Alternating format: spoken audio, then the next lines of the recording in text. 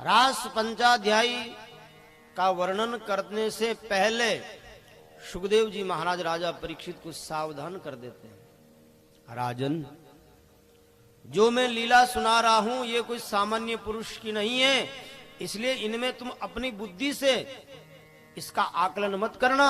अपनी बुद्धि से आकलन करोगे तो लीला को समझ नहीं पाओगे, कहीं दोष ना देखने लग जाओ। ये साक्षात भगवान की लीला है। इसलिए सुखदेव जी महाराज जब रास पंचाध्यायी का आरंभ करते हैं तो पहला शब्द प्रयोग करते हैं, श्री शुक उवाच भगवान अपिता रात्रि शरदोत्फुल्ल मल्लिका वीक्षरन्तुं मनश्चक्रे योग मायामुपाश्रितः।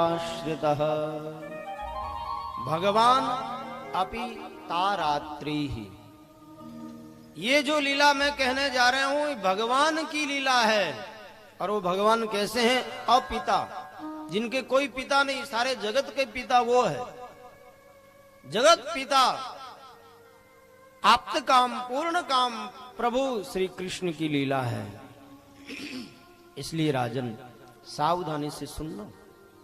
देखो ये रास क्या है। हम लोग प्राय ऐसा सोच लेते हैं उन गोप ग्वालों की जो लड़कियां गोपियां उनके साथ कृष्ण नाचे, इसी का नाम रास है। मेरे भाई बहन, रास इतना सा नहीं है। रास को समझने के लिए जानना होगा कि गोपी कौन है।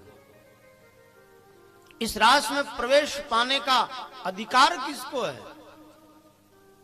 यहां शंकर जी भी आते हैं तो गोपी बनना पड़ता है। बिना गोपी भाव के इस रास में किसी का भी प्रवेश नहीं है।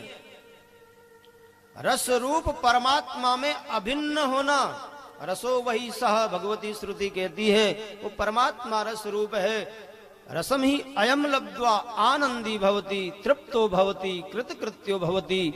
उस रस की उपलब्धि करके जीव अपने आप को उसी में मिला देता है, अभिन्न हो जाता है, अभेद हो जाता है। उसका नाम है रास।